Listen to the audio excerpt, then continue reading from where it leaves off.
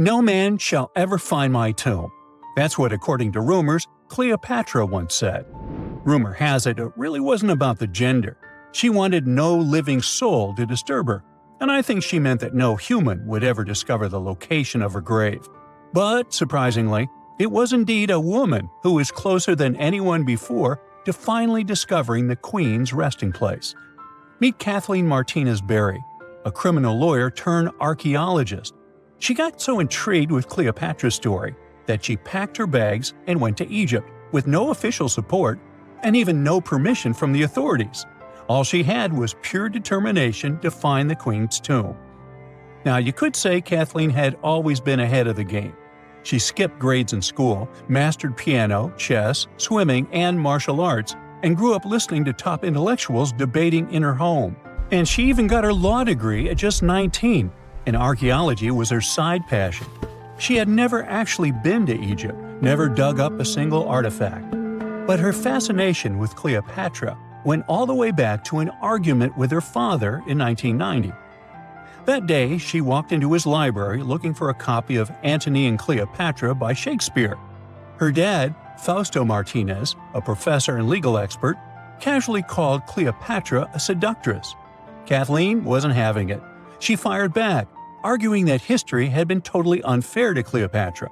The Romans, she said, wanted to destroy her reputation, and for centuries, people had just believed their version of the story. The debate went on for hours, and in the end, her father admitted maybe he had judged Cleopatra too harshly. That conversation changed everything for Kathleen. From that day on, she read every ancient text she could find, especially Plutarch's account of Cleopatra and Mark Antony. The more she learned, the more convinced she became that Cleopatra wasn't just some queen who fell for the wrong guy. She was a genius, playing a dangerous political game to keep Egypt independent. And the more she read, the more she started thinking, what if everyone had been looking for Cleopatra's tomb in the wrong place? That thought stuck with her. When she was caring for her second child, she earned a master's in archaeology. Multitasking. That reignited an obsession that would take over her life, uncovering the truth about Cleopatra. Even though most experts believe that Cleopatra's tomb, along with the final resting place of 13 other Ptolemaic rulers, lies somewhere beneath modern-day Alexandria, Dr. Martinez has a different idea. She believes Cleopatra was buried at Taposiris Magna, an ancient temple dedicated to Osiris, the Egyptian deity of the afterlife. But she still needed an ancient foundation plate. These plates, about the size of a smartphone, were placed beneath important temple structures and often contained inscriptions explaining when and why the temple was built. If she could find a plate that confirmed the temple was dedicated to Isis, Cleopatra's patron deity, she'd have solid proof that this was the right place to look. Nothing could deter Martinez. She excavated the entire temple site, digging deeper than anyone before her. Her team found coins with Cleopatra's name and face stamped on them. It meant Cleopatra had a direct connection to this site. Then, they uncovered something even more interesting: a tunnel used to bring water to people, leading straight from the temple into the Mediterranean Sea. So, if parts of the temple had already sunken into the water, could Cleopatra's tomb be down there too? Martinez needed proof to convince Egyptian authorities to let her search underwater. And, against all odds, she found the missing foundation plate. On it, the pharaoh offered a large area of Nubia to deity Isis. That was it, the confirmation she needed. The temple was indeed dedicated to Isis, proving her theory wasn't just speculation. If one temple was on land, Martinez suspected the second temple, possibly Cleopatra's tomb, had collapsed into the sea. She needed help from experts in underwater archaeology, so she reached out to Robert Ballard, the guy who discovered the Titanic. With support from the Egyptian authorities, she and her team began exploring the waters off the coast of Alexandria. And what they found was mind-blowing. Underwater, they discovered massive stone structures, some standing 6 to 10 feet tall, right where the coastline would have been thousands of years ago. They also found basalt blocks, the same material used in the statues from the first temple. That meant one thing: those weren't just random rocks. They were the remains of a lost city, buried beneath the sea for centuries. Now, we can only wait and see whether Martinez and her team will be able to unravel one of the greatest mysteries of the past left by the outstanding woman that was Cleopatra. Here's some backstory. After her father, Ptolemy VII, passed away, Egypt's throne went to both Ptolemy VIII and Cleopatra, or so it seemed. Cleopatra, just 18 at the time, allegedly married her 10-year-old brother. Yeah, ancient royalty had some different customs, though there's no solid proof of that. But sibling love didn't last long. Young Ptolemy decided he wanted all the power for himself and tried to push Cleopatra out. Forced to flee the country, she didn't just sit around feeling sorry for herself. She raised an army, ready to march back and take what was hers. That's how, at 21, she was already in the Sinai Desert, leading an army and planning her return to the throne. Now, by that time, Cleopatra had already been locked in a powerful political, and not only political, alliance with Julius Caesar. In June 47 BC, she gave birth to a son, Ptolemy Caesar, better known as Caesarion, who, many believe, was Caesar's child. But that didn't stop her from playing by Egyptian royal rules. And her husband number 2, her other brother, Ptolemy XIV. Yep, despite her ongoing affair with Caesar, Cleopatra married yet another sibling, because, in her world, keeping the throne in the family was the name of the game. Now, marriage aside, Cleopatra's bond with Caesar stayed strong. She even traveled to Rome with Ptolemy XIV for a state visit. But instead of playing the role of a dutiful queen, she stayed in Caesar's private villa by the Tiber River. But after Julius Caesar lost his life in 44 BCE on the Ides of March, Cleopatra's political standing became shaky. To make matters worse, her brother-husband Ptolemy XIV passed away soon after, and some suspect Cleopatra had a hand in it, leaving her as the sole ruler of Egypt. Meanwhile, back in Rome, Mark Antony was rising to power as Caesar's presumed successor.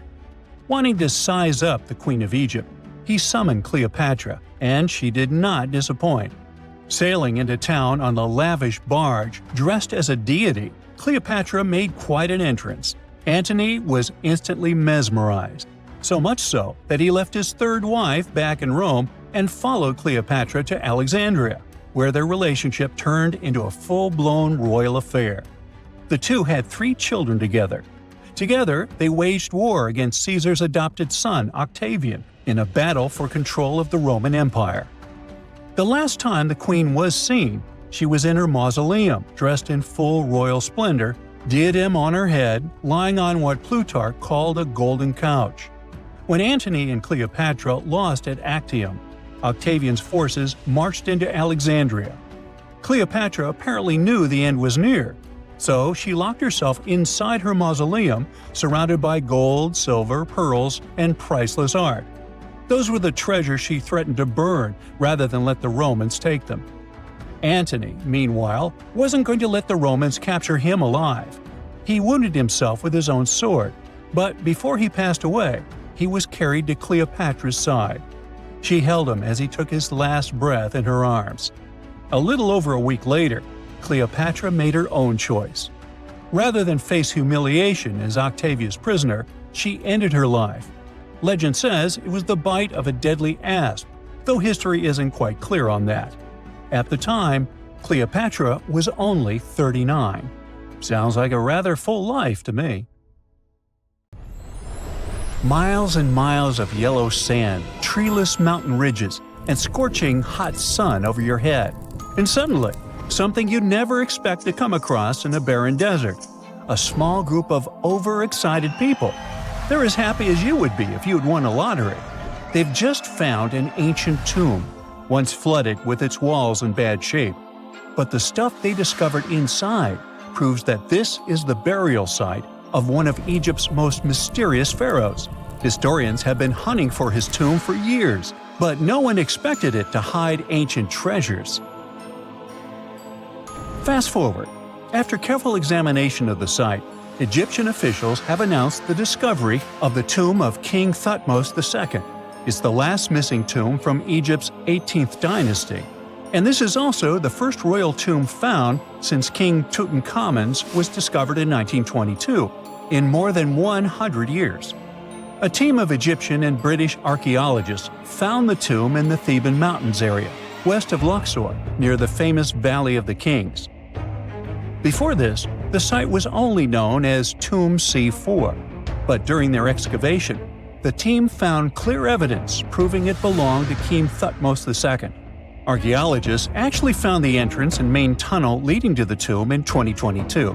But at first, they thought it belonged to a queen because it was near the graves of Thutmose III's wives. It was also close to Queen Hatshepsut's tomb. Originally, it was prepared for her when she was just a royal wife. But everything changed when she became pharaoh. But we'll talk about this twist of fate a little later. But soon they realized that their discovery was much more significant. They found alabaster jars with Thutmose II's name and the words "deceased king" written on them. That's when they realized that the tomb was actually his final resting place. Sadly, Thutmose II's tomb has seen better days. According to the head of Egypt's antiquities sector and the leader of the Egyptian excavation team, the tomb suffered major damage from ancient floods not long after the pharaoh's death. Water swept through the burial chamber, likely destroying or displacing many of the original artifacts. Much of what had been once inside the tomb was moved elsewhere in an attempt to salvage it. The researchers found out that the tomb had a basic design, with an entrance, a sloping main corridor, and a burial chamber. The corridor was coated in white plaster and rose about 4.5 feet above the floor of the burial chamber. A large staircase and a very large descending corridor of the tomb indicated its grandeur. It took the team a long time to navigate through, though, as the tomb was blocked by flood debris and collapsed ceilings. Only after crawling through a 32-foot passageway with a small 16-inch gap at the top, the worst nightmare for those of us with claustrophobia, were they able to reach the burial chamber. There, they were in for another surprise. They cleared the debris, expecting to find the crushed remains of a burial beneath. But the tomb turned out to be completely empty, and it was not due to robbery. It had been deliberately emptied. The researchers soon realized that the tomb had been flooded since it had been built underneath a waterfall. It happened just a few years after the king's burial, so the contents of the tomb were moved to another location. That's why there was a second corridor in the tomb. It was most likely made to help remove King Thutmose II's body from his flooded tomb. Despite the damage, the excavation team made some really exciting discoveries. They found traces of mortar decorated with blue inscriptions, yellow stars, and fragments from the Book of Amduat, one of the most significant funerary texts in ancient Egypt. The book was meant to guide the deceased through the underworld, ensuring a safe journey to the afterlife. Now, how about we sneak a peek at ancient Egypt's 18th dynasty? It was all about conquering lands, expanding the empire, and building jaw-dropping monuments. Some of the biggest names from that era, Thutmose I and Thutmose III, both legendary warrior kings who left their mark in history. Thutmose I was a fierce fighter who led major military campaigns, pushing Egypt's border further south than ever before, all the way to the fourth cataract of the Nile. His victories gave Egypt access to new trade routes, stronger political ties, and more wealth. His conquests were so significant that they were recorded in the tombs of his top officials. Thutmose III, sometimes called Thutmose the Great, took things even further. He was not only an incredible military strategist, but also the commander of Pharaoh Hatshepsut's armies before becoming king himself. He led between 17 and 20 military campaigns, winning every single one and expanding Egypt's empire to its peak. He even created the world's first navy. Thutmose III is often remembered as Egypt's greatest warrior pharaoh. And sandwiched between these two powerhouses was Thutmose II, a pharaoh who doesn't get nearly as much attention. Hey, the middle child, right? His reign lasted only about 5 years before he passed away at around age 30 in 1479 BCE. He is kind of a mystery. No one really knows what he accomplished. For the longest time, Even the location of his burial site was totally unknown. His body was actually found in the 19th century. It was just lying around in the mortuary temple of Deir el-Bahari, in a secret chamber where priests used to hide royal mummies centuries after their original tombs were looted by grave robbers. In other words, Thutmose II's body must have been moved from his original resting place at some point in history to protect it. During his lifetime, Thutmose II made at least one major impact on Egyptian history. He married his half-sister Hatshepsut. That might not sound like a big deal, but it helped her become Egypt's greatest female pharaoh after he passed. The catch? She kept her stepson, Thutmose III, off the throne for decades. When he finally took power, he erased her name from history out of spite. And still, Hatshepsut is one of Egypt's greatest pharaohs, no matter if you're talking about a man or a woman. She brought a lot of wealth and art to Egypt. She led a big trading trip to a place called Punt, where she brought back things like gold, ebony, and incense. She also made sure her name lasted by building amazing structures that we can still see today. At Karnak, she added huge obelisks. One of them is still standing tall. She also was the one to build the Temple of Deir el-Bahari with its countless columns. She was buried there. Interestingly, Hatshepsut was often shown in art as a man with muscles and a beard, like how pharaohs were usually depicted.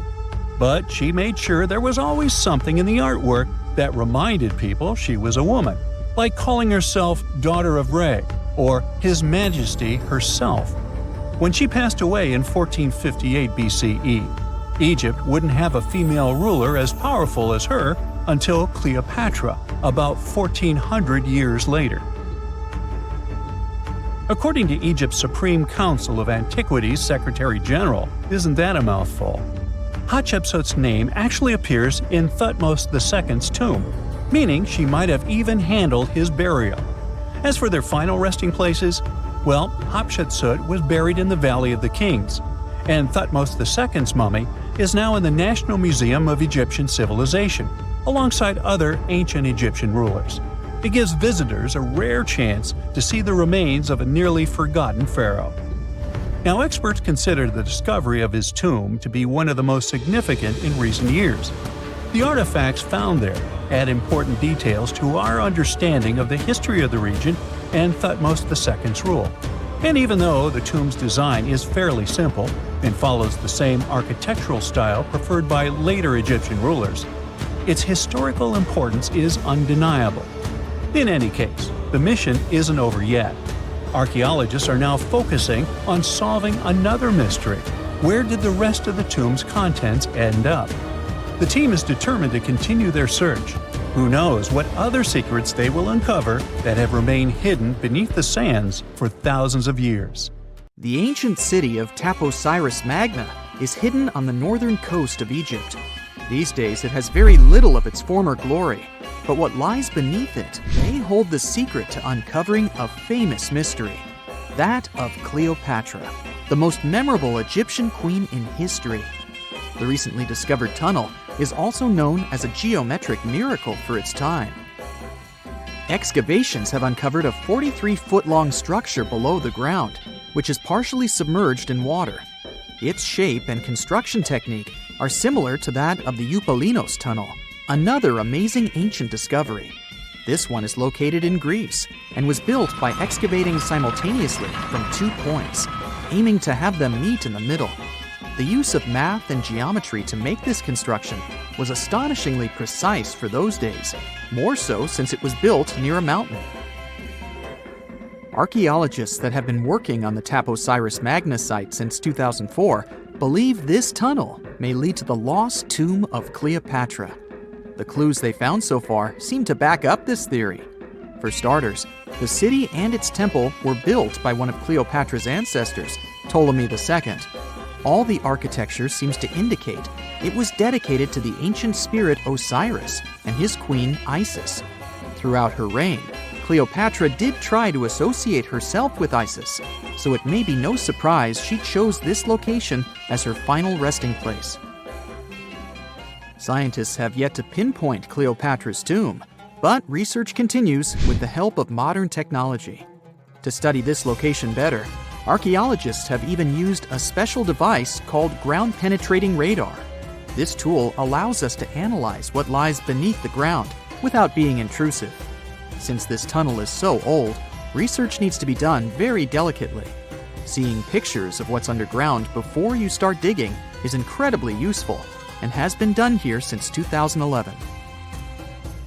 Finally discovering Cleopatra's tomb may help us piece together her story, especially what might have happened during the last portion of her life, which is still surrounded by mystery.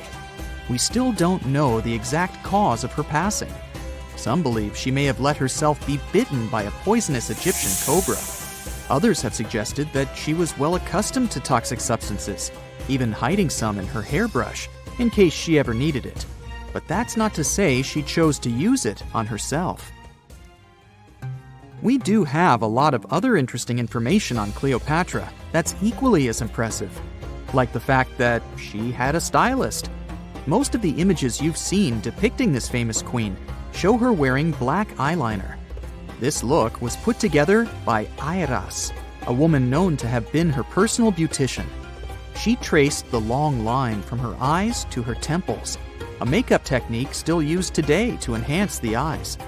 Airas was an important figure throughout Cleopatra's life, known also as her confidant and close friend. There are even theories that suggest Airas was there by her side when she passed away. Despite her well-thought-out looks, Cleopatra wasn't as pretty as she's described. Or at least, that's what recent research has pointed out. Sure, if we look at movies and modern imagery, she's depicted as this incredibly beautiful woman with symmetrical and delicate features. However, if we look at coins showcasing her image from back in the day, her looks are rather average. Her image on the coins might have been adjusted, too, to make the queen look stronger in the eyes of her people. So there is no trusted source available to confirm her image, but her description in most pieces of ancient literature speaks of her other qualities, like her voice and personality, not of her beauty. Cleopatra might have been the most famous Egyptian queen to this day, but she wasn't the first choice. She did have an older sister, Berenice, that was initially supposed to take the throne. Berenice passed away before she could do that, so Cleopatra took on the role and began investing in her education. She traveled throughout the country quite frequently, so she could become accustomed to her people and their needs. She was only 18 when the responsibilities were passed down to her, and immediately gained popularity because of her intelligence and education. Her taste in literature was quite good too. She was known to be a fan of Homer, the famed Greek philosopher and poet. Cleopatra loved to write as much as she loved to read. There are even claims that she wrote a book on medicine and cosmetics, but we have no evidence to this day that such work ever existed. Part of being a great leader back then meant you had to speak multiple languages. Cleopatra clearly understood that, and that's why she's rumored to have known many languages to varying degrees. Some archaeologists suggested she spoke Greek, Egyptian, and Ethiopian, as well as many Arabic dialects. She might have even spoken Latin, but there's little evidence to support this claim. She might not have had angelic looks, but Cleopatra was really careful with the way she looked, even with her diet. She was known to have enjoyed simple meals, including a variety of fish. Since she lived close to the Mediterranean Sea, it's really no surprise. As a treat, she liked to eat stuffed pigeons, which she also served to her guests. Other dishes on the menu included vegetables and fava bean soup. Fruits and nuts weren't missing from her diet either, and she was also a big fan of honey. Recently, a team of experts has even tried to recreate her famous perfume. Think of it like the ancient equivalent of Chanel No. 5. Cleopatra was known to be a fan of luxurious scents, which she believed could even influence how people treated her when they met. The basis of this scent is myrrh, a resin gathered from a local tree. Other ingredients added to the mixture were also found back in the day, like cardamom, olive oil, and cinnamon. the results may not be quite as delicate as the perfumes we know and use today. Its consistency was way thicker, and the scent lasted way longer. When she was at the height of her power, Cleopatra might have been the richest person in the world. Back in the day, she ruled over a territory that stretched across the Mediterranean, from modern-day Libya in the west through Egypt to Syria in the east. This is the largest territory ever ruled over by a woman. In today's currency, her worth might have been somewhere around $95 billion. The calendars we use today may have been introduced by Cleopatra herself. She presented the idea of leap years and leap days to Caesar, the Roman emperor she was known to have been close with. Taking her advice, Caesar made these adjustments part of the official Roman calendar. The ancient Egyptians already knew the year was longer than precisely 365 days. They discovered this by studying the brightest star in the sky, called Sirius, and concluded that a year is actually 365 and 1/4 days long. It was Elizabeth Taylor that famously introduced Cleopatra to pop culture when she played her in the 1963 film bearing the same name. Up until that point, it was the most expensive film ever made. It was originally supposed to cost somewhere around $2 million, but ended up costing a mind-boggling $44 million. That's mostly because of script and production issues. To make this iconic movie, producers created 79 sets from scratch, as well as over 26,000 costumes for the cast. Elizabeth Taylor's Cleopatra costumes alone cost somewhere around $200,000. Thankfully for the producers, the movie made headlines and was well received by critics, making it a box office success. A lot of people associate Cleopatra with another famous Egyptian ruler, King Tutankhamun, nicknamed King Tut. Surprisingly, apart from both of them being Egyptian pharaohs, they have nothing else in common. For starters, King Tut lived around 1,300 years before Cleopatra did, and there is also no connection regarding their ancestry. Cleopatra had Macedonian Greek roots, while King Tut was a native Egyptian. In November 1922, a boy walked through the desert mountains of Egypt and discovered some ancient steps carved into the rock. Subsequently, this find became one of the world's largest and most significant archaeological discoveries. This step was part of Tutankhamun's untouched tomb. Archaeologists found about 5,000 ancient objects, including jewelry, fabrics, painted vases, and funeral masks. You've probably seen one of them. It has become one of the most recognizable attributes of ancient Egypt. More than 100 years have passed since then, and now humanity has finally become close to another large-scale discovery, the tomb of Cleopatra. This queen was the last active ruler of the Ptolemaic Kingdom of Egypt, who sat on the throne from 51 to 30 BCE. There are many ancient records about Cleopatra, her reign, and her unusual personality, but until now, no one has discovered the secrets about her passing away in the burial place. So, one archaeologist, Dr. Kathleen Martinez, has been studying ancient records and temples around Alexandria for decades, and concluded that the tomb of the queen should be located under the ancient city of Thutmose Magna, founded in 280 BCE.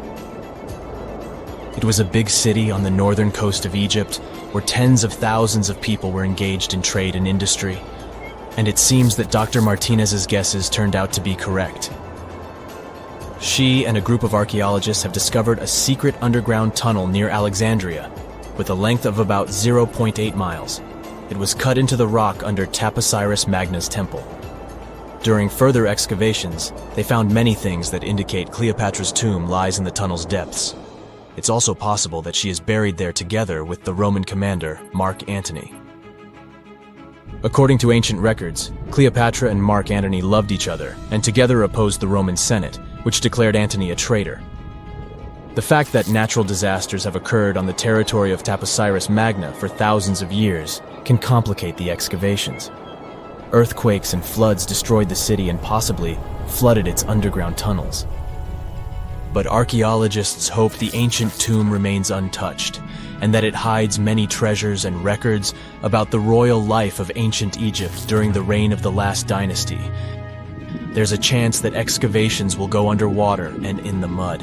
This will require much time and funding, but archaeologists are sure it's worth it. Anyway, it's too early to say that Cleopatra is really buried there, but scientists have found many things in the tunnel that confirm this, including clay pots, dozens of coins with the image of Cleopatra and Alexander the Great, as well as a bust with the image of the Egyptian queen. Cleopatra is still one of the most popular personalities in Egypt, on an equal footing with Ramesses III and Tutankhamun. She inspired many films, paintings, and books, but what made her so popular? She became famous for her inconsistency. She was a beautiful, intelligent ruler who pulled Egypt out of the crisis and made it a prosperous power. Medieval Arabic texts say she knew chemistry, mathematics, and philosophy, and may have written several scientific books. She knew several languages and had excellent diplomatic skills. At the same time, there are many legends that she was a femme fatale who drove many men crazy. However, there's no evidence that her beauty was incomparable. The image of a stunning model was created by Hollywood when it made several films where famous actresses performed the role of Cleopatra. And the Roman Emperor Octavian, the adopted son of Julius Caesar, specially created the image of Cleopatra as an insidious seductress because he was her enemy. Even though she was born in Egypt, Cleopatra wasn't an Egyptian.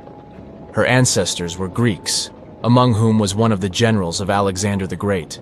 However, the people of Egypt loved her. She learned the language and was very sensitive to the traditions of this country. She knew the history, mentality, and customs of ancient Egypt well. She raised the level of its economy and strengthened its status as a world power. Much of this was made possible thanks to her cunning and impressiveness. She loved theatrical performances and lavish celebrations. She knew how to surprise people and put on a show. But behind the exterior image of a luxury lover was an intelligent and calculating ruler. Ancient Egypt was a rich, luxurious country, and Cleopatra did everything to increase its wealth and strengthen its position in the international arena. For example, she was once in conflict with her brother Ptolemy XIII. The queen knew that she wouldn't be able to resist him, so she decided to attract Julius Caesar to their side. The Roman emperor arrived in Alexandria, where Cleopatra wanted to meet him, but Ptolemy knew about her plans and was about to prevent her from coming to Caesar. Then, instead of a rich and noisy arrival, Cleopatra decided to make her visit inconspicuous. She wrapped herself in a carpet or linen bag the emperor's servants carried into Caesar's private chambers. Cleopatra emerged from the carpet and impressed the Roman emperor with her beauty and determination. As a result, they fell in love with each other and became close allies. After some time, she impressed another influential Roman for diplomatic purposes. She arrived to meet Mark Antony on a golden barge with purple sails and silver oars. Cleopatra was dressed in the image of Aphrodite and sat under a magnificent canopy. Her servants dressed like cupids and were blowing her fan and burning incense. But Cleopatra created such a show for a reason. She knew that Antony revered Greek mythology and considered himself the embodiment of Dionysus. As a result, he was so impressed with this woman that he ended up marrying her. Cleopatra defended her crown, strengthened her alliance with Rome, and bore Antony 3 children. In Egypt, they threw big parties and enjoyed wealth with power. However, the relationship of a high-ranking official with the Egyptian queen caused a scandal in Rome. Octavian was Antony's primary opponent in the struggle for power, so he exploited the situation to darken the competitor's reputation. He used propaganda to make Cleopatra an insidious seductress in the eyes of Roman citizens. He accused Antony of succumbing to her charms. The Roman Senate supported Octavian and declared Cleopatra an enemy. In 33 BCE, this conflict reached a high point when Antony's navy clashed with Octavian's fleet. The latter won and forced his enemy to flee to Egypt with Cleopatra. According to some records, they took refuge near Alexandria. Pursued by the Romans, they hid in one of Cleopatra's palaces and met their end. Some legends say that Cleopatra was an expert in poisons. She provoked a venomous snake, a viper or an Egyptian cobra, to bite her. Also, according to another legend, she pricked herself with a poisonous needle. There's a theory that Cleopatra always carried an ampule with poison inside her hairbrush. And when she was cornered, she soaked the needle with this poison and pricked herself. None of this can be said for sure. Scientists are still trying to find out the truth. Perhaps when they reach Cleopatra's tomb, the world will get more answers about her tragic fate. She is considered the last ruler of Egypt. After her passing, Octavian plundered her palaces and temples and returned to Rome, where he became the main emperor. He successfully ruled the country and expanded its borders. His reign ended when he turned 75. World history would have looked different if Cleopatra and Mark Antony hadn't lost that naval battle. By the way, did you know that more time has passed between Cleopatra's reign and Neil Armstrong's flight to the moon than between the reign of the Egyptian queen and the construction of the Great Pyramid of Giza? Armstrong took a step on the Earth satellite in 1969, 38 years after the birth of Cleopatra. And the construction of the pyramid took place in 2560 BCE. Imagine how long the history of ancient Egypt is. Cleopatra is closer to us in time than to the pyramids. For over 3,000 years, no one knew this place even existed.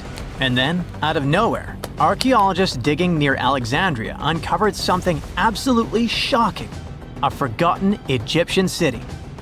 This place is buried under Greek ruins, hiding secrets that could rewrite the history of pharaohs and their armies. And one of the artifacts, which looks like a simple wine jug, changed everything. We thought that we already placed all the important parts on the map of ancient Egypt: pyramids, Thebes, Luxor, Alexandria. But nope, the map just got an update. The new city was a big deal, and it's about 3,400 years old. It's just been discovered at the site called Kom el Nugus. This place is located west of Alexandria and tucked between the Mediterranean and a saltwater lake called Lake Mariut. This discovery raised a few eyebrows. Scientists thought that this place used to be empty and that it was only settled by the Greeks in about 332 BCE. But it turns out that people lived in Kom el Nugus way before that. When archaeologists were digging through Greek ruins, they started noticing something unexpected: mud brick walls. Yep, you know, the pyramid type. That's the kind Egyptians built during the New Kingdom. These mud bricks were made from mud, clay, sand, and straw. These ingredients were mixed with water and dried in the sun, not baked. Egyptians used them for thousands of years to build houses, temples, palaces, and yes, the pyramids. Of course, other civilizations did use mud brick too, but Egyptian mud brick is kinda quirky. They used straw that grew in their regions, layout styles, and mortar. That's what helped the experts realize that Egyptians used to hang out in Kom el Nugus. That alone raised eyebrows, and then they found more: an entire street layout, buried structures, and even a temple built by Ramses the Great himself. His name speaks for itself. This guy was one of the most famous pharaohs in all of Egyptian history. He ruled ancient Egypt for 60 years, fought huge battles, and just loved building tons of stuff like that temple. People loved him so much that later pharaohs literally pretended to be him or wrote his name on their buildings. That's when archaeologists realized that they weren't looking at some dusty mud bricks of a tiny village. That's an entire buried city. They immediately started digging more. Turns out the whole place wasn't random. It was built with great care. The streets had drains to stop rainwater from damaging the soft mud brick walls. There were also small tomb chapels with writings about soldiers. This suggests this place might have been the military base. And that changes a lot. In ancient Egypt, when the military showed up, there must have been a reason. So what was it? Protection? Conquest? Control of something important? In the case of this city, it was probably about wine, water, and trade on the edge of the desert. What's even crazier is that we still don't know just how big it was. The team has only uncovered part of it so far. There could be fortifications, warehouses, administrative buildings, or even more religious or royal structures waiting underground. We also don't know what this town was called in ancient times. That name is still buried. but it might be uncovered someday. Maybe inside a wall, maybe on a scroll, maybe on another broken jug. One of those already turned out to be a mind-blower. A chunk of a ceramic jar, called an amphora, had a royal seal pressed into it, and that seal bore the name Meredaton. Princess Meredaton wasn't just anyone. She was the eldest daughter of Queen Nefertiti and the older sister of King Tutankhamun.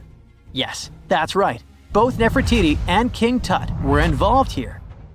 All that was about a century before Ramses the Great built one of his temples here. Looks like the city was founded back in the days of another pharaoh, the pharaoh Akhenaten, husband of Queen Nefertiti, father of Princess Meredaton, and future king Tutankhamun. That guy, Akhenaten, was a bit of a wild card. He was the type who really gets weird about one of his interests. He tried to completely change Egypt's religion, forcing everyone to worship the sun disk called Aten instead of the usual deities. He basically told all Egypt that all their mythology was wrong, and from now on, there will be no more Osiris, no more Thoth or Set. Just raw sunlight only, people. That's known in history as the Amarna period. And he went all in, changed his name, built an entirely new capital city called Amarna in the middle of the desert, redesigned temples, rewrote hymns, and even banned traditional religious imagery. Even the art got wild at the time. People started getting elongated heads, belly rolls, and all that humanity and vulnerability carved into stone. It was deliberately weird. He wanted to show the family not as perfect gods, but as human vessels of divine light. Everyone had to awkwardly smile and play along because he was the pharaoh after all. The wackiest part is that after his rule, his son, Tutankhamun, reversed all the sun disk-related stuff. He literally changed his name from Tutankhaten, which means living image of the Aten, the sun disk, to Tutankhamun, which means living image of Amun, one of the great older deities. King Tut brought back the old deities, reopened the temples, and erased as much of Akhenaten's legacy as possible. Looks like his family didn't really like the sun cult after all. Meanwhile, this discovered wine jug shows that the city was probably active, thriving with life during Akhenaten's times. That's huge. Up until now, there was no clear evidence that his radical ideas and projects extended all the way to the north. The jug also shows that vineyards and wine production reached all the way to the north in ancient Egypt.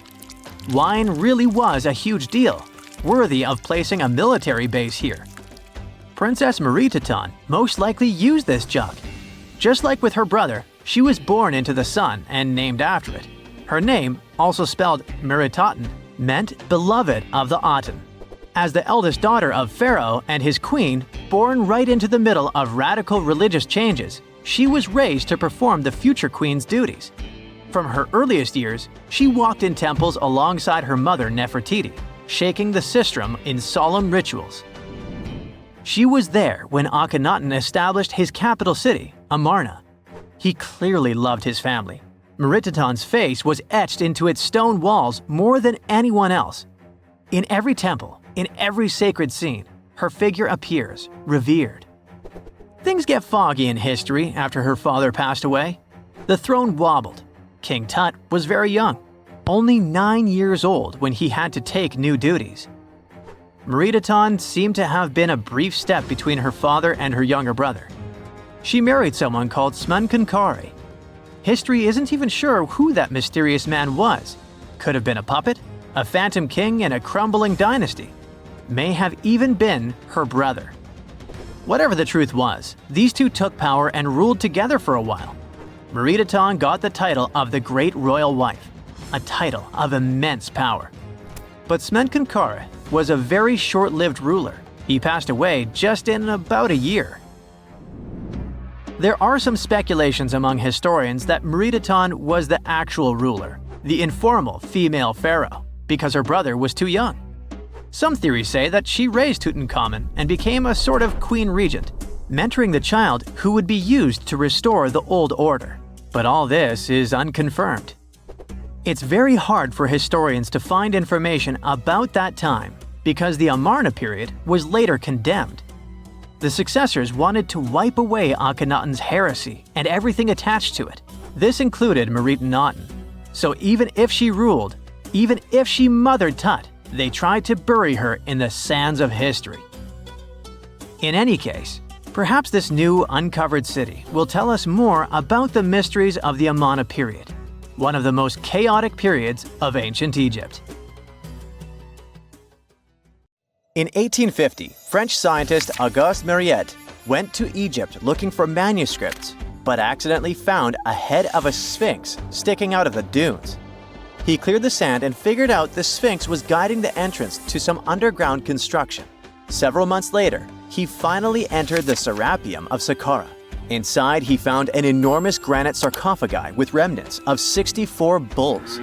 Scientists are still amazed by the tech that the ancient Egyptians used to transport those enormous boxes. The Serapeum was built around the year 3000 before the Common Era. It was an underground tomb built to honor the sacred Apis bulls of ancient Egypt. It had a long hallway, almost 500 feet long, with giant stone rooms on both sides. Some of the sarcophagi weighed as much as 50 average cars, and all of them were made with super precision, with exact 90-degree angles. These sarcophagi were beautifully decorated with hieroglyphs and carvings that told stories about the lives and importance of the Apis bulls. Now, there are 24 sarcophagi left. In ancient Egypt, Apis bulls were very special animals connected to the deity Ptah. They thought the bulls carried Ptah's spirit and wisdom, helped the pharaoh, and protected the Egyptians. Priests looked for special markings on young bulls to find Apis bulls. It could be a white triangle on its forehead, which symbolized divine light, a shape on its back like a vulture's wing, and a scarab shape under its tongue, which stood for rebirth. If a bull had these signs, they believed it was chosen by Ptah and treated it like royalty.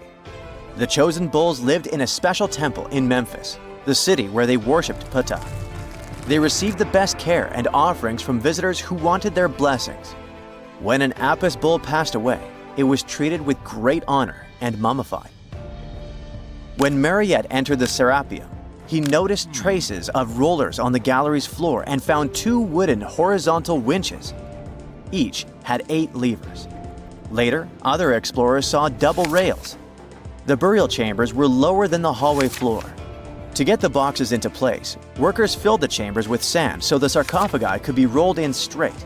Then they slowly removed the sand to gently lower the boxes into perfectly cut spaces in the bedrock. A carved stone sign found in the Serapeum said it took 28 days to move just one sarcophagus and its lid into its spot during the time of Ptolemy II. The extreme precision of the sarcophagi with 90-degree angles also has an explanation. Ancient Egyptians wrote texts, or rather, papyrus, on geometry a long time ago. It shows that they knew the approximate number pi and could calculate the volume of a pyramid with its top cut off. If they could figure out complicated math like that back then, it makes sense that they could also carve perfectly flat surfaces 500 years later. All this sounds pretty legit, but some people think certain things don't add up here. The size of boxes is way larger than the size of bulls, yet they buried pharaohs in tiny coffins that barely fit their bodies. The sarcophagi are made out of granite with crazy precision, and they could have just used limestone, which would have made things way easier. The transportation of the boxes seems pretty simple, but only in theory. If one person could pull about 440 pounds, then at least 250 people would be needed to pull just one box. The tunnels in the Serapeum are really narrow, only about 2 feet wider than the boxes themselves. There's no way hundreds of people could have squeezed into those tight spaces to pull the boxes. And even if they did, how would they turn the box in the cramped corridor, lower it into its niche, and place it perfectly in the middle? Somehow they did this 24 times, and every box is centered perfectly. Plus, the chambers were dusty, and there were no signs of soot from lamps. This means they must have worked in almost complete darkness. The real use of the boxes could also be different. A long time ago, even before the Egyptian pharaohs ruled, the local people already knew how to use fermentation. It happens when tiny organisms called yeast eat certain ingredients like starch and turn them into gas and ethanol. So someone in ancient Egypt probably put food like barley, bread, and even meat inside a giant stone box, then closed it tight with a heavy lid. These stone boxes, carved from granite, were so precisely made that they were almost completely sealed, so nothing could escape from it. As the yeast inside the box started working, it created more and more CO2 gas. It built up pressure inside the box. The granite boxes were incredibly strong. They could handle more pressure than a car tire can hold. When granite was squeezed under such pressure, its crystals produced a tiny electric charge. This effect was possible because granite contains quartz, a material that reacts to pressure this way. The process also needed meat or animal parts, possibly to help the yeast grow better. Meat contains something called oleic acid, which yeast needs to keep growing and to survive the bad effects of the ethanol it produces. As the pressure inside the box kept growing, the combination of gases and electricity made these boxes not just ancient fridges, but powerful energy systems. Over time, the pressure inside got so strong that it could push the lid open and the gas would escape with a pop. But when people rediscovered the Serapeum in 1850, they found old drawings that showed piles of stones stacked on top of some of the box lids. So, someone long ago probably tried to make the lids even heavier by adding extra weight to make it harder for the gas pressure to push them open. This extra weight also meant the quartz crystals in the granite could keep creating more electricity under all that pressure. If someone opened one of these stone boxes thousands of years later, they would only find bones from bulls that were placed in the box. And that's exactly what Mariette discovered in the 1850s. They opened the Serapeum for visitors soon after the first excavations in the second half of the 19th century. Prince of Wales even had a luncheon with his guests in one of the sarcophagi. Sands and earthquakes made the site inaccessible for a while, but now you can visit it again and try to solve the mystery yourself. With new tech, we could have answers to many other historical mysteries soon. A team of scientists at Chicago's Field Museum of Natural History recently used a special CT scanner to learn more about ancient Egyptian mummies without unwrapping them. They gently rolled 26 mummies on custom carts out to the parking lot, where the scanner was waiting. It took thousands of detailed X-ray pictures of each mummy and their coffins. When all the pictures were put together, they created 3D images that showed what was inside, the skeletons, and some artifacts. The scientists hope these images will help them understand ancient Egyptian burial practices from over 3,000 years ago. Even though the scanning process only took 4 days, it might take 3 years to study all the data. But scientists were able to learn some personal details about the mummies. One of the most popular mummified individuals at the museum, Lady Cheneta, was a woman who lived in ancient Egypt about 3,000 years ago. It looks like she passed away in her late 30s or early 40s.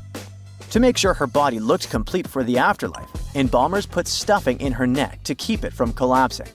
They also placed artificial eyes in her sockets, so she would have eyes in the next world. She was wrapped in fancy linen and placed in a beautifully decorated coffin. The scans revealed that it had been carefully crafted with a slit at the back, which embalmers used to fit the body. There were also some artistic details on the surface, like markings for her knees. It looks like her burial was on the scale of a high-end luxury car. Most people know that pyramids were built as grand tombs for the pharaohs, designed to ensure they had a smooth journey to the afterlife. The Great Pyramid of Giza, for instance, was constructed for the pharaoh Khufu. But what most people don't know is that this whole pyramid building trend started right here with the step pyramid of Djoser about 4,700 years ago. This massive structure was built for Pharaoh Djoser, a ruler from Egypt's third dynasty. It rises 7 layers high above the ground and stands about 200 feet tall. We think of it today as a phenomenal architectural project, but for ancient Egyptians, the step pyramid of Djoser turned out to be more like a massive experiment, a trial run, if you will, to perfect their building skills before they moved on to even more ambitious pyramids. Reaching new heights is super exciting, but the real mystery is what is going on below the ground. In this pyramid's underground labyrinth, there is a network of tunnels stretching about 3.5 miles long, and some researchers believe these tunnels might have been part of a sophisticated water system that could completely change what we think about pyramid construction. Let's talk about this massive complex located in Saqqara. Surrounding the pyramid, there's what's known as a dry moat, a continuous trench that is up to 164 feet wide and almost 2 miles long. It forms a sort of rectangular shape around the pyramid. This trench has an average depth of about 65 feet. Now, if you were to add up all the earth and rock they dug out to create this moat, it would be about 10 times the volume of the step pyramid itself. For the longest time, people just assumed this trench was nothing more than a huge quarry, a place where they dug up stone and clay to build the step pyramid. Makes sense, right? But when you take a closer look, it doesn't add up. The trench is too narrow and deep to be practical for mining, and its layout doesn't match anything we know about ancient Egyptian quarrying methods. Plus, some sections of the trench are actually covered with a rocky ceiling, which would have made it nearly impossible to use as a quarry. Another theory suggests that the dry moat had some kind of spiritual significance. Maybe it was a sacred place, where souls of nobles gathered to serve the late king in the afterlife. There are even niches in the walls that work as a hint at this spiritual function. But most researchers believe that this purpose likely developed much later, long after the complex was built for Djoser. So, what was the moat really designed for? In 2020, a researcher came up with a pretty intriguing idea. It is possible that this trench was actually designed to collect and manage water, especially after heavy rainfalls. Now, that makes sense when you consider the location. The moat sits in an area that could easily have been flooded by runoff water from nearby plains. This could also explain why the trench wasn't used for new graves until much later when the climate became drier and less prone to flooding. The story becomes even more intriguing, as this trench appears to be part of a larger, more complex hydraulic system within the Djoser complex. It is like the trench has several compartments, carefully carved out of the rock and connected by tunnels. These compartments likely served as a part of a water treatment system, where water would flow from one compartment to the next, getting cleaner as it moved along. Now, here is where things start to tie into the pyramid itself. The Djoser complex has a series of underground shafts, and some researchers think that water from the moat's deep trench might have been used to power a hydraulic lift system, and this giant water-powered elevator could have been used to raise the heavy stones needed to build the pyramid. It worked like a volcano, but instead of lava, water did the heavy lifting. Imagine a big deep hole in the ground at the center of the pyramid site. Inside this hole, there was a huge wooden platform, kind of like a giant raft that could move up and down. When the workers wanted to lift a heavy stone, they would fill the hole with water. As the water rose, the wooden platform started to float up, carrying the stone with it, almost like a giant water-powered elevator. When the stone reached the right height, the workers slid it off the platform and onto the pyramid. The idea is that water from the deep trench, after being cleaned and filtered, would flow into these shafts. A massive float, possibly made of wood, would then rise as the water filled the shaft, lifting the stones up to where they were needed for construction. Once the stone was in place, they'd let the water out, lowering the platform back down to the bottom, ready to lift the next stone. This fancy hydraulic lift system could have been a game changer, making the whole building process a lot faster and more efficient without using a lot of workforce. It is like the ancient Egyptians were already embracing the whole idea of work smarter, not harder. But of course, not everyone is on board with this theory.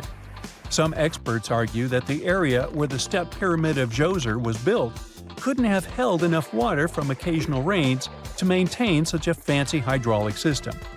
The main theory suggests that, in the past, there might have been some kind of lake nearby that would have filled up after a period of rain, and this lake could have supplied water to the complex's hydraulic system. But there is no mention of such a lake in any ancient Egyptian writings, so it might be more of a what-if situation than a reality. And then there's the issue of the hard work itself. Remember when I said this method could have allowed the ancient builders to raise stones with far less effort? Well, that might not be entirely true.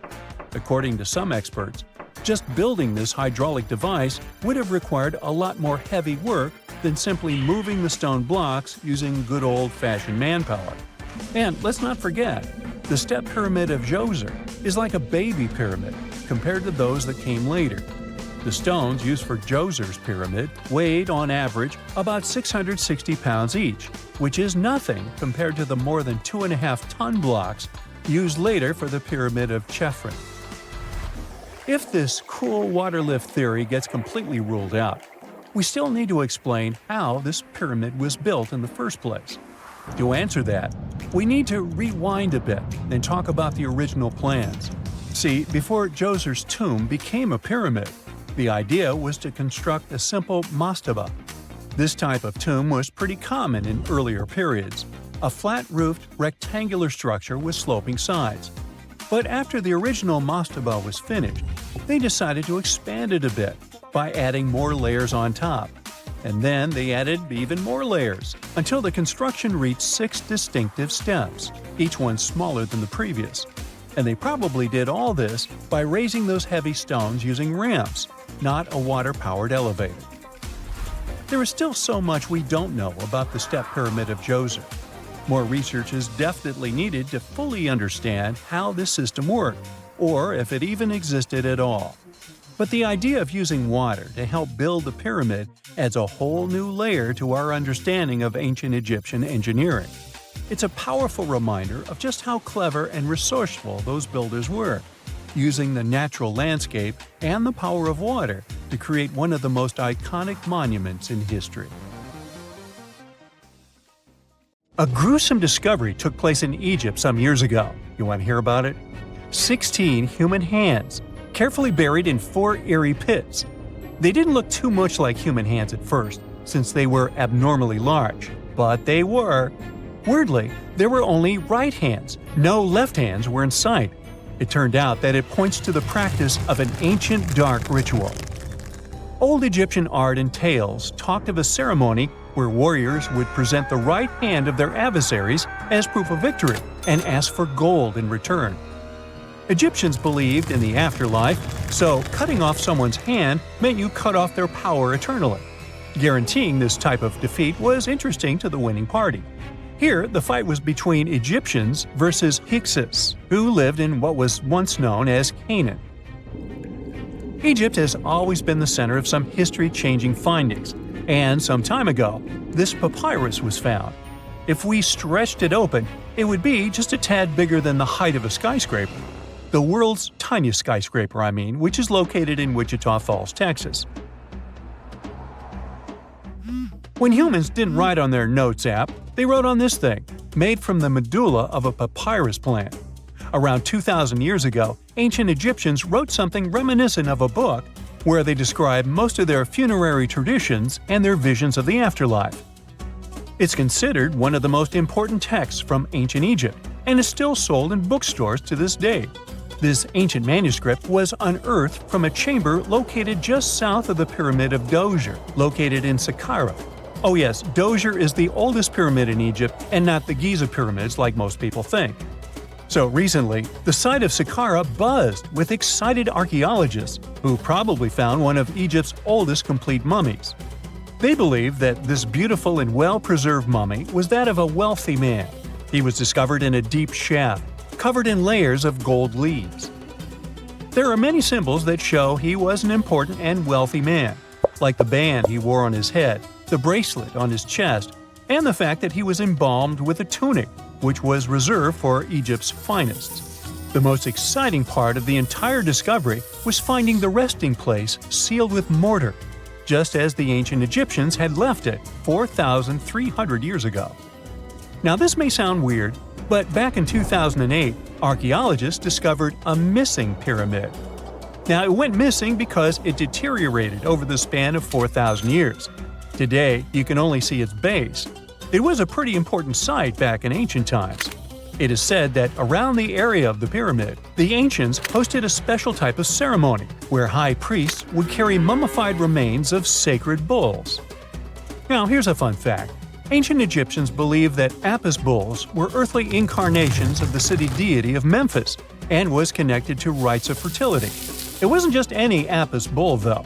They needed to be all black, with a single white mark between its horns and a bunch of very specific characteristics. They were selected by the local priests and honored until they passed away. After that, they were mummified and buried in underground galleries. Meanwhile, this missing pyramid sort of disappeared around the 1800s.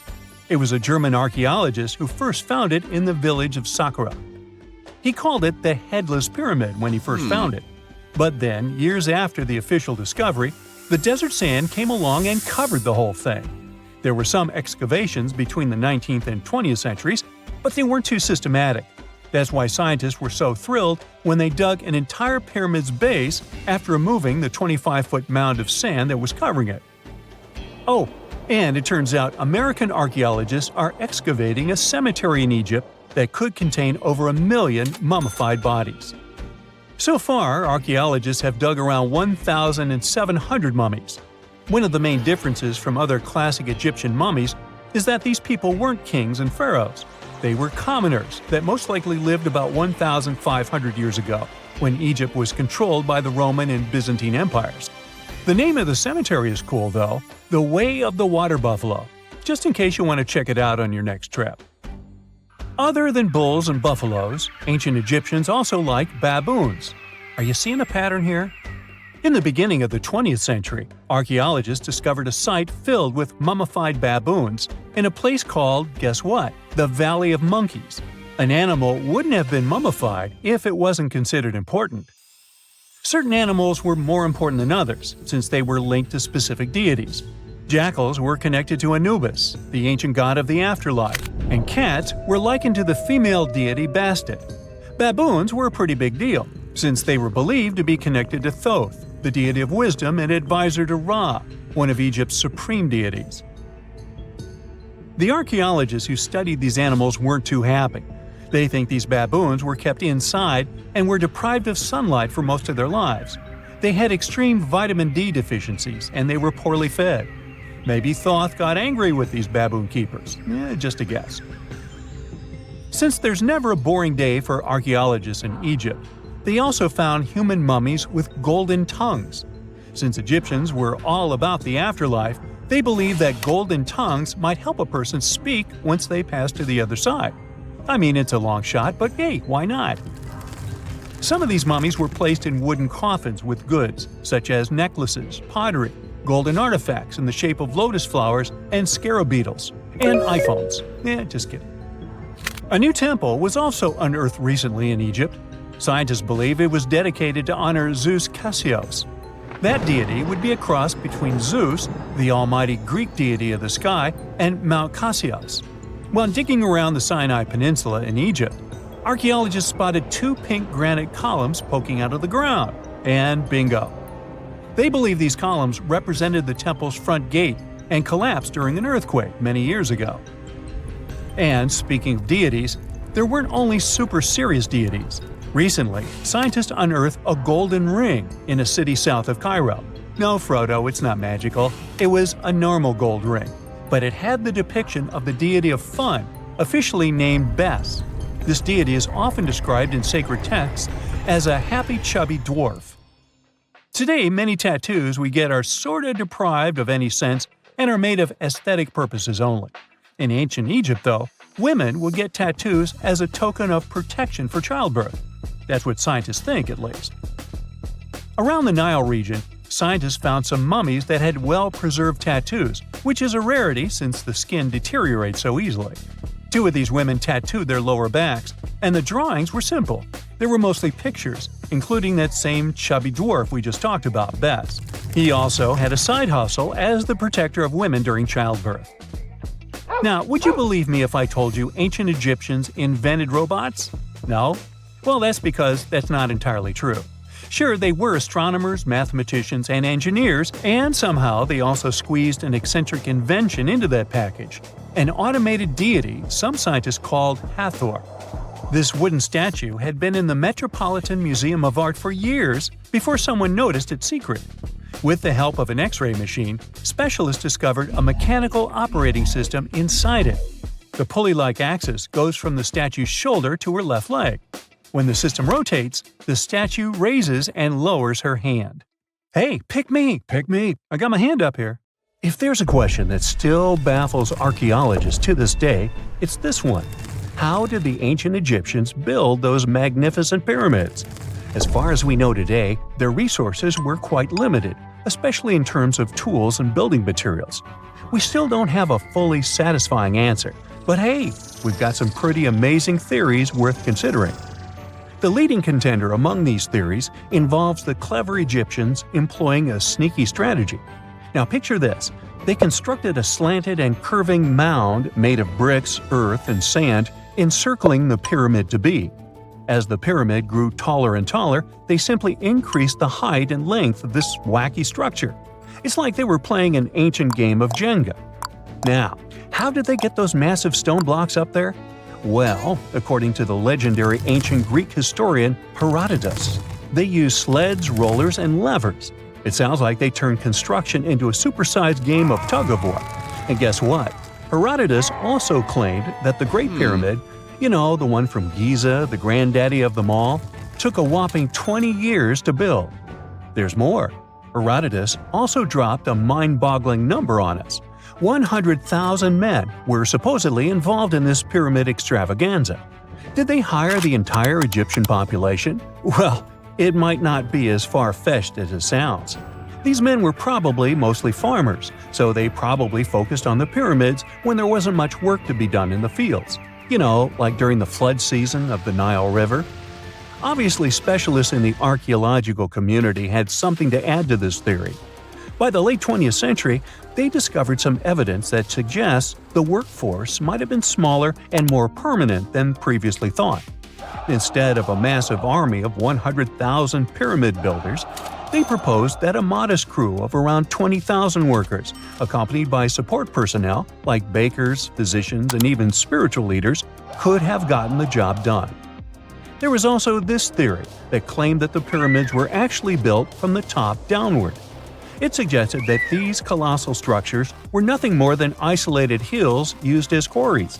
The stones were supposedly drawn from these hills, and over time, competing engineers took charge and transformed them into the iconic pyramids we know today.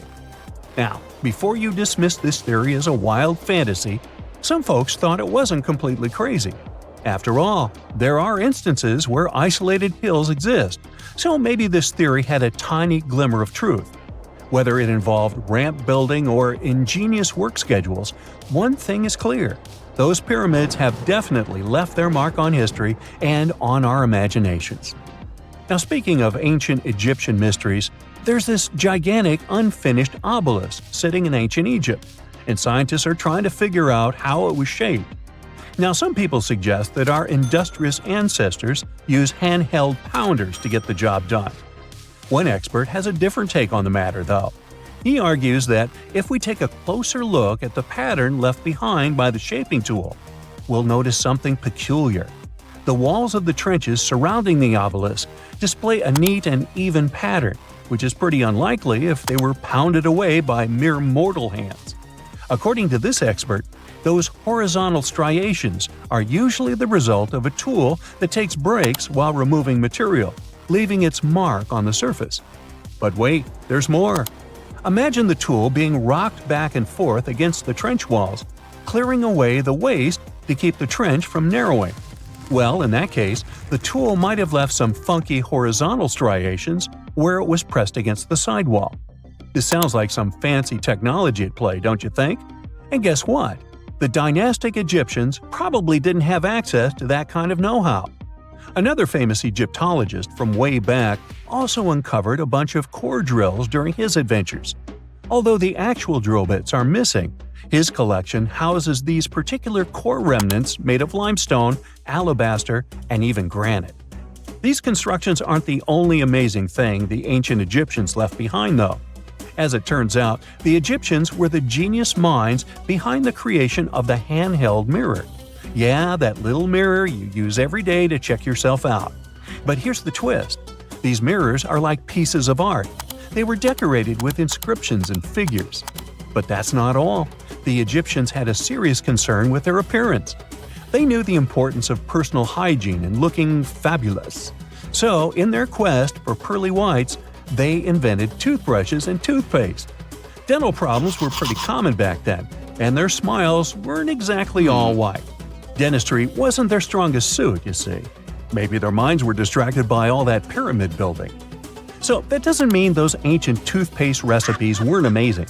One delightful concoction included rock salt, mint, dried iris petals, and pepper. Some brave dentists in the 21st century tried it out, and it worked pretty well. Ground-up ash was also used in another recipe to create a tooth cleansing paste. Mint was missing, so that didn't do much for their breath. That's when the genius Egyptians came up with the world's first breath mints. They made tablets from heated spices like cinnamon, and they mixed it with honey. Now, let's shift gears to home decor, Egyptian style. They surely took ornamentation to the next level. While the concept of decorating furniture started in Mesopotamia, the Egyptians cranked it up a notch. They went all out with different colors of ink and even developed various weights of paper. Oh, and let's not forget about those cute little area rugs we all have in our homes today. Guess who came up with the idea? Yep, the Egyptians. They used the versatile papyrus plant to make those cozy rugs. And speaking of trends, the Egyptians loved their knickknacks. They had an assortment of small figurines in the shapes of cats, dogs, and people. These statues were made from various materials, like simple sun-dried mud to the ultimate bling of gold. It all depended on how loaded you were. The Egyptians were also all about farming, and they knew that clean water was crucial for their crops and animals. That's why they came up with some nifty inventions and techniques to make sure their land was fertile and their plants were happy.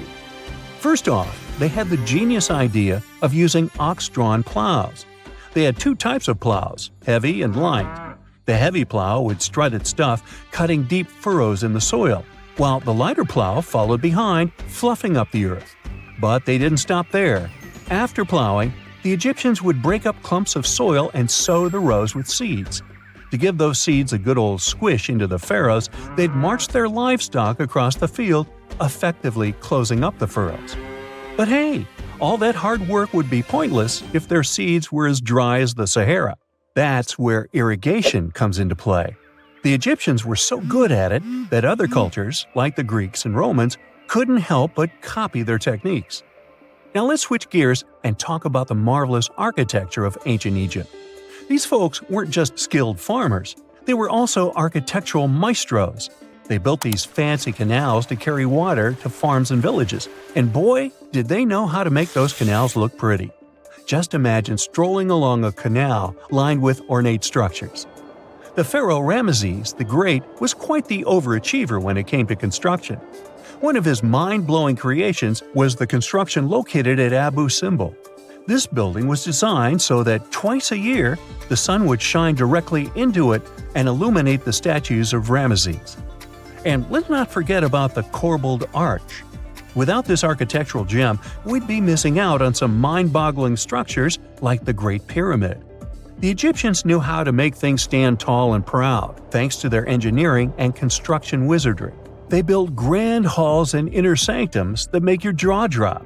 And some of these temples doubled as astronomical observatories. Secant, cosine, tangent, sine, 3.14159. Yeah, that was the cheer we heard coming from the trigonometry club back in the day.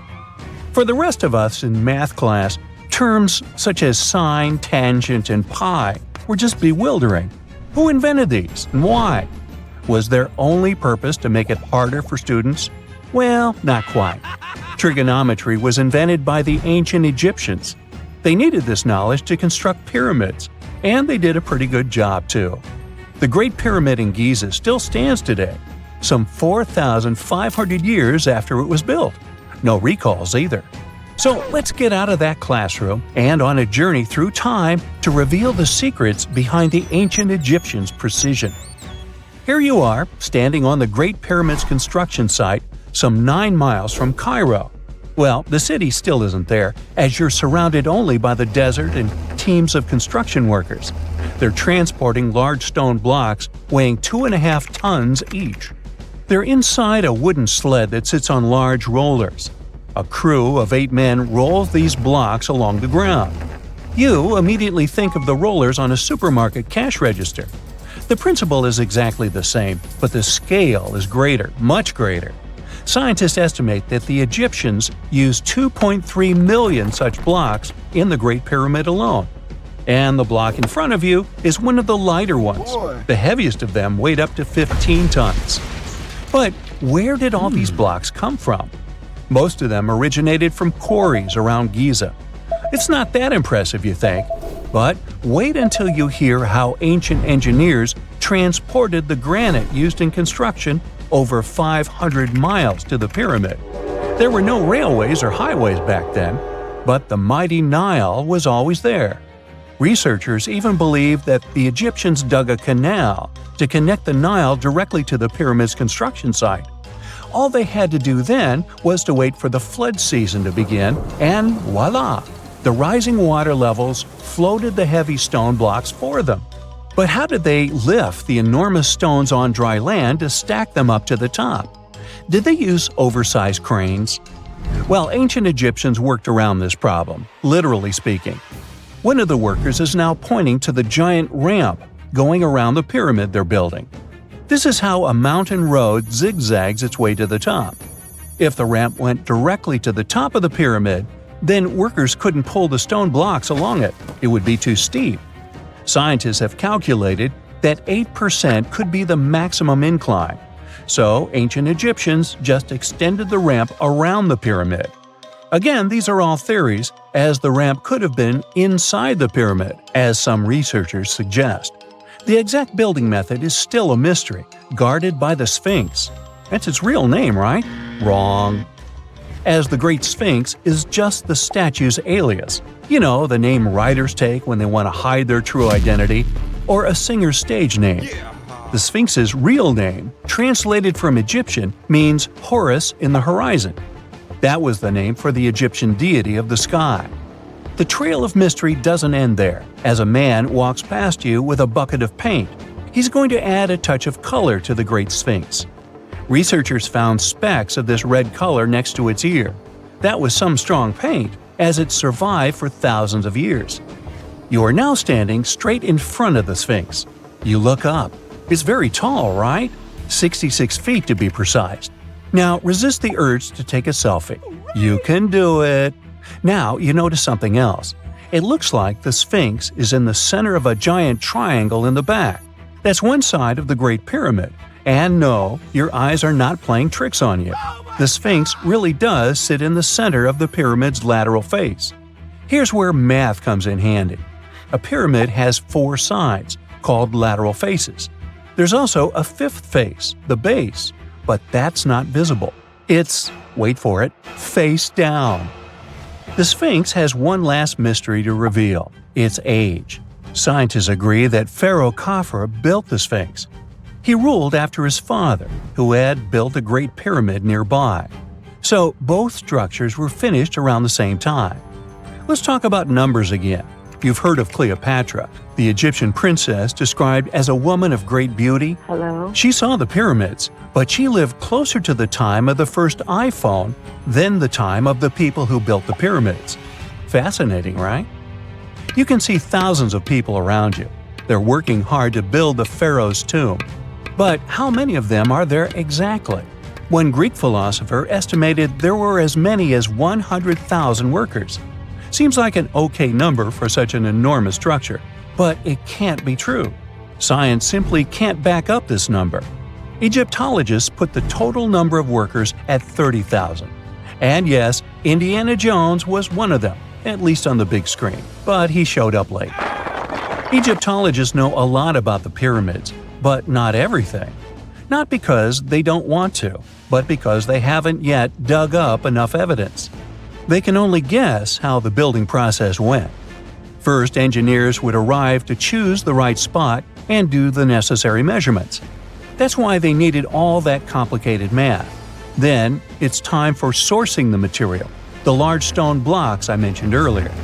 When boats deliver them to the site of the future pyramid, workers can finally do their thing. They operated in smaller groups, but there were at least 2,000 of them chiseling and carving away at any given time. Sounds like a typical construction site today?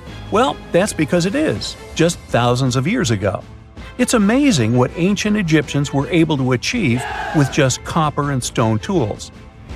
The pyramid is now complete in front of you. But is it the same pyramid we see today? Why is this structure shining bright in the desert sun? Isn't it supposed to be a dusty yellow color? Well, no. Human activity and the elements have completely stripped the outer layer of stones over time. Expert craftspeople polished these blocks using nothing but stone and sand. The end result was a smooth and shiny rock. On the day it was completed, the Great Pyramid of Giza was a perfect triangle of light. Its polished sides acted like giant mirrors, reflecting the powerful Egyptian sun. This is the point where you should put your glasses on, and that shiny thing you see at the pyramid's very top is actually gold. The capstone at the top of the pyramid is called a pyramidion. It was covered in sheets of gold. As you can guess, these were the first stones to disappear. Let's make another stop before we get you back to your classroom. We travel to the British Isles, and no, Stonehenge isn't our destination. It is Newgrange in County Meath. Scientists estimate that the ancient peoples of Ireland built this stone monument around the year 3200 BCE. This makes it older than both Stonehenge and the Great Pyramid in Giza. The function of the circular mound in Newgrange is the same as the one of the Great Pyramid and equally mysterious. The estimated amount of loose stone present in the valley is over 220,000 tons. And it's not just randomly thrown on a pile. The order in which the stones are set makes the structure water-resistant. That would explain how Newgrange had survived for so long. Kinda makes you want to splash out the cash for that waterproof phone case, huh? Well, you're back in your school desk, but today's math lecture is the last thing on your mind. You're thinking about how great the Egyptian pyramids are and if we have something similar today. It turns out modern engineers are just as impressed with the Great Pyramid as you are. There's a glass pyramid sitting in the main courtyard of the famous Louvre Museum in Paris. The panorama of San Francisco wouldn't be complete without the 48-story Transamerica Pyramid. But Las Vegas went the furthest. There we find the Luxor Hotel. It's so big that it's the third largest pyramid on the planet. And guess what's in front of it? Yup, a replica of the Sphinx. It's 110 feet tall, 2 stories higher than the one in Giza. Yeah, everything's bigger in Vegas.